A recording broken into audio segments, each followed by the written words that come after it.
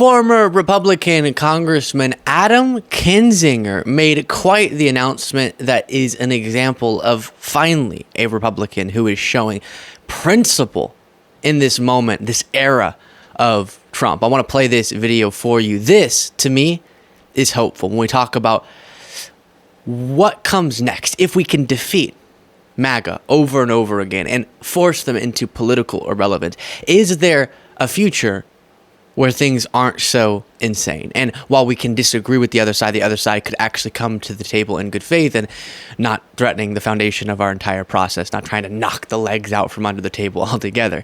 And here's Adam Kinzinger endorsing President Joe Biden. Remember, former Republican congressman, conservative guy, he just happens to like the Constitution. I'm Adam Kinzinger, and I'm a proud conservative. I always have been.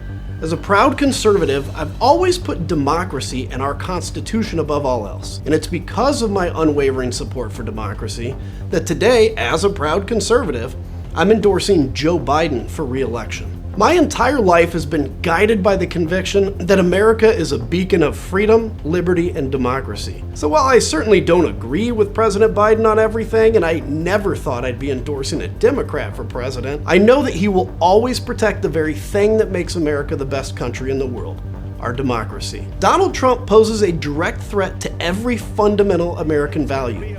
He doesn't care about our country. He doesn't care about you. He only cares about himself.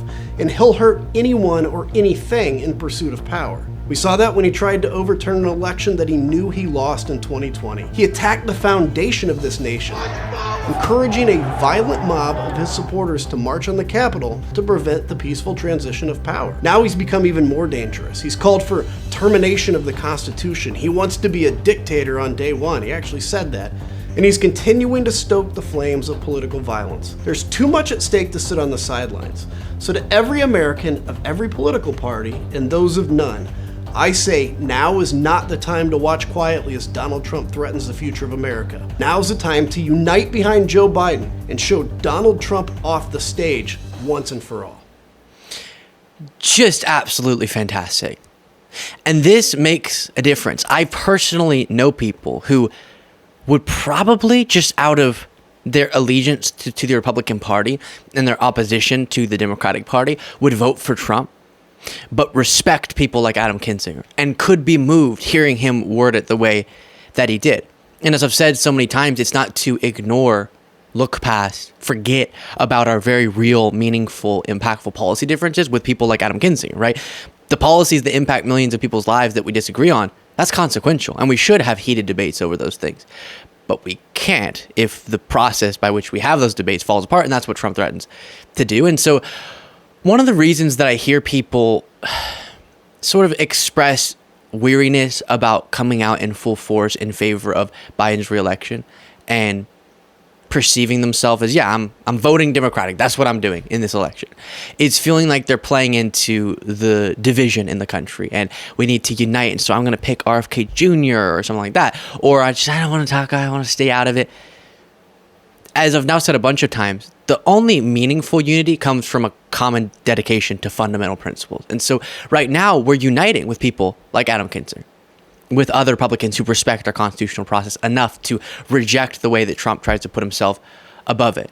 And that is the type of unification we need to do to get past this MAGA moment. But ceding ground on or giving up on our dedication to our democracy, not really coming out in full force in favor of our democracy just because we're afraid of being divisive, doesn't quite make much sense. And we should understand that right now, the meaningful unity is this one between Republicans, Democrats, Independents, who get that above all else we have to value our democracy. And it's honestly hopeful seeing someone like Adam Kinzinger, who has been conservative his whole life, getting that. And we've seen this for a long time from Kinzinger, but now he's making it official with a formal endorsement.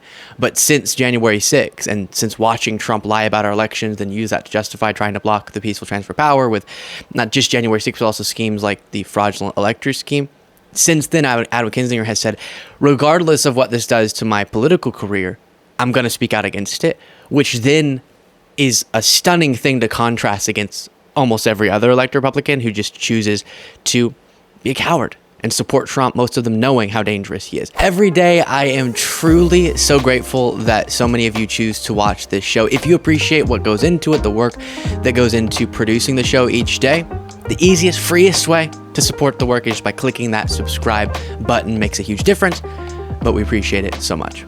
Here's Adam Kinzinger on CNN. But this is about, does democracy survive the way we love it, or does it not? Do we continue to change these standards? I lived through January 6th. I didn't watch it on TV. I was there, and I have a 2.5-year-old kid that I do not want raised in a country where things like that are okay to happen. So for me, it's just, we've got to put decency above maybe political differences, and it's just the right thing to do. Over our many conversations since you left Congress, you made no secret of your disagreement and distaste for Donald Trump, what he stands for and what he's done. But did you wrestle with this decision? What did you wrestle with most in making this choice? I mean, I guess I wrestled to the extent of like, okay, endorsing a Democrat as a Republican is a big deal. But to me, it wasn't much of I didn't have to look in the mirror and look into my soul or anything like that. I have spent the last few years on a committee, the last couple of years in Congress, looking at the direct link between Donald Trump and what happened on that terrible day. And I hear the acidity, the acrimony that comes out of, many people who are supporting Donald Trump and some of the people around Donald Trump, because he's created a culture of just anger and division. And for me, it wasn't a hard thing to say, look, I really put a lot on the line when I decided to go on the January 6th committee. I'll do it at this because this is truly the most important election of my lifetime. And I want, like I said, my kid Christian to be raised in a country where decency in the greatest office in the land is still something that people look up on, and not have a president that continues to punch down because he's such a whiny, weak victim that he's scared to death of anybody that says anything mean about him like that. Yeah, you have these two simultaneous feelings, or at least I do, when talking about something like this. Sort of similar to when Pence didn't go along with Trump's attempt to prevent the certification of the election. On one end, you're feeling like, well, yeah, that's sort of a given, right? Adam Kinzinger, if you spend your whole career saying you love the Constitution, you don't think anyone's above the law, you value our democratic republic, etc., then shouldn't we just expect that if someone comes along who threatens those things and doesn't abide by those principles, that you'd speak out against them? That should be something we can expect. You're obligated to do. But also, there is something brave and to be congratulated about Adam Kinzinger actually doing it, because we've seen he's the outlier. Almost every Republican is just throwing all those principles in the garbage, whether it be the party of family values with Trump being the civilly liable rapist, whether it be the constitutional conservatives, as they used to describe themselves, being fine with the guy who called for the termination of the Constitution, or we value freedom of speech and the press, and then Trump says the government should go after media outlets he doesn't like, or we oppose dictatorships, but except for when Trump is joking about making himself a dictator on day one, or all the other things we've talked about, and law and order, and then they're picking the convicted felon, right? Because so many Republicans have chosen to sacrifice their principles for Trump, I guess it is something to be celebrated that Adam Kinzinger is doing what should be a given, which is just abiding by the principles you purport to stand for. We didn't make them say these things, that they value these principles. They said they did, so now we should hold them to it, and it's good to see Adam Kinzinger is holding himself to it. But super, super interesting moment. Trump's not going to like it. Also sort of expected, and tons of credit here to Adam Kinzinger. Let me know what you thought of all that in the comments. And right there is the video that we made at the Trump rally in Racine, Wisconsin. If you have not watched it yet, go check it out. And if you want to get the daily bonus show, you can do so by clicking the join button below.